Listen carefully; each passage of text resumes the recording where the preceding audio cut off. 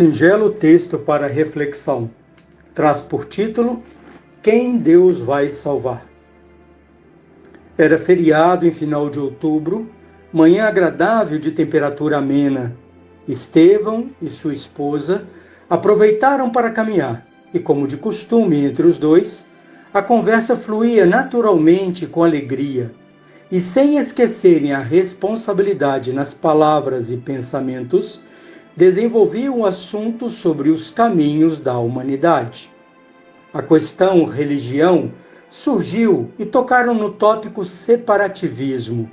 Foi neste momento, considerando os incontáveis caminhos religiosos que existem no mundo, que de forma espontânea sua esposa lançou a questão: quem Deus vai salvar?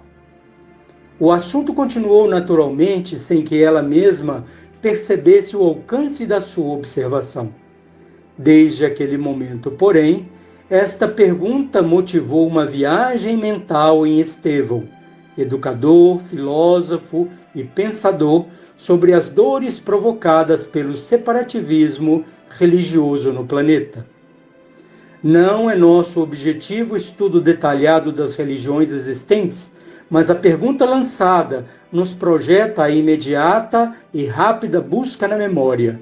Somos mais de 7,5 bilhões de pessoas, distribuídas entre hindus, católicos, protestantes, muçulmanos, judeus, budistas, espíritas e outras religiões além dos ateus. Todos estes caminhos filosóficos ou religiosos foram subdivididos muitas vezes ao longo do tempo e foram erroneamente usados como justificativa para separativismo absurdo e guerras sangrentas que dizimaram vidas incontáveis. Sobre o resumido inventário religioso do planeta, ressoa a pergunta da esposa de Estevão: quem Deus vai salvar? Emmanuel nos diz que a religião é o sentimento divino que prende o homem ao Criador, e as religiões são organizações dos homens, falíveis e imperfeitas como eles próprios. Como pensar que minha igreja e seus poucos seguidores têm a hegemonia da verdade sobre Deus e sobre a vida, e que somos nós, apenas nós poucos, os únicos salvos, e que todo o restante da humanidade está perdida? Será razoável, crível isto? Que importância tem a minha pequena igreja ou meu pequeno grupo perante a população de um país ou de um planeta? Será sensato pensar que somente este pequeno grupo está salvo, enquanto todos os outros estão perdidos? E algumas religiões ainda acreditam em perdidos para sempre, estabelecendo céus e infernos intermináveis. Isto parece mais sensatez ou arrogância, lucidez ou fanatismo? Os livros nos têm mostrado membros de todas as religiões nos planos superiores da vida espiritual após a experiência física, bem como membros de todas as religiões nos labirintos escuros nas zonas inferiores depois de desencarnados. Então, não é aquilo que chamo de religião que define isto. Os estudos sociais e a ciência e a filosofia de todas as épocas têm mostrado que existem pessoas boas e pessoas complexas em todas as religiões e em todos os caminhos filosóficos. Isto não vem de uma fonte ou de um tempo, isto vem de várias fontes e em todas as épocas, e nos leva a concluir que Deus não salvará os profitentes de uma religião em detrimento de outra, que pertencer à religião A ou B não nos faculta entrada imediata nos planos superiores da vida. Acreditar e divulgar esta salvação fácil é ser criança e sustentar os outros na condição de crianças também. Isto é falta de caridade. Mas então, quem Deus vai salvar?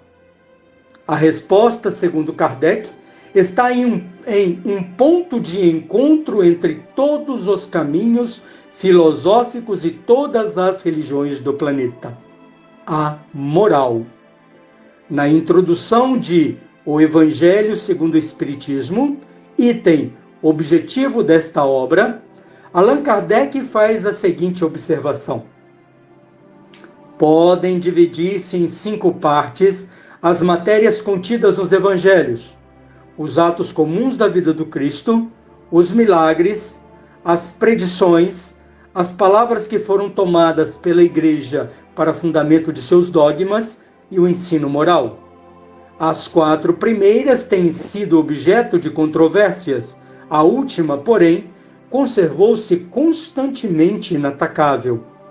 Diante deste código divino, a própria incredulidade se curva. É terreno onde todos os cultos podem reunir-se, estandarte sobre o qual podem todos colocar-se, quaisquer que sejam as suas crenças. Buscando Jesus, é fácil e rápido percebermos que todo o seu evangelho traz o cunho da moralidade como fundamento básico. Moral é o conjunto do bom proceder, conjunto de todas as boas ações. Jesus ensina o caminho da melhoria do ser, o combate constante e ininterrupto do mal que ainda existe em cada um de nós. Perdão, condescendência, benevolência, fraternidade estão sempre em ensinamentos e ações. Neste mesmo sentido, vamos encontrar ensinamentos morais em todos os pensadores e religiões citados anteriormente. Todos ensinaram e estimularam em todas as épocas o bom proceder como caminho para a salvação. A moral é o ponto de encontro de todas as religiões. Porém, como disse Emmanuel, religião é sentimento divino, mas religiões são organizações humanas e, ao longo do tempo, os homens esqueceram a moral e passaram a se dedicar cada vez mais aos atos exteriores de contemplação. Daí surgiram as inúmeras formas de adorar Deus exteriormente, que no fundo não resulta em nada. Quem Deus vai salvar? Talvez possamos responder que a ninguém de determinada religião em detrimento de outra, mas a todos os homens moralizados de todas as religiões e mesmo os ateus, desde que sejam homens de bem.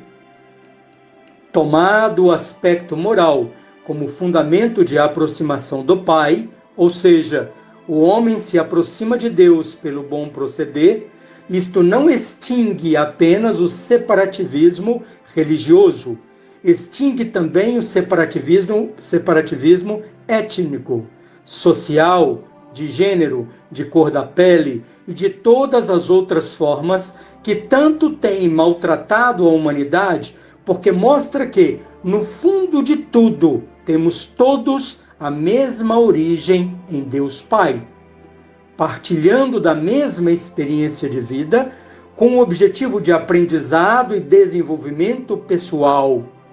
Branco, negro, asiático, católico, espírita, evangélico, ateu, rico, pobre, bonito ou não, somos todos iguais perante Deus. Amparados pela mesma lei divina, seguimos todos em desenvolvimento pessoal, com vistas a futuro grandioso e que depende apenas de nós o alcançarmos. Atos exteriores de adoração, desta ou daquela forma, sustenta crianças espirituais.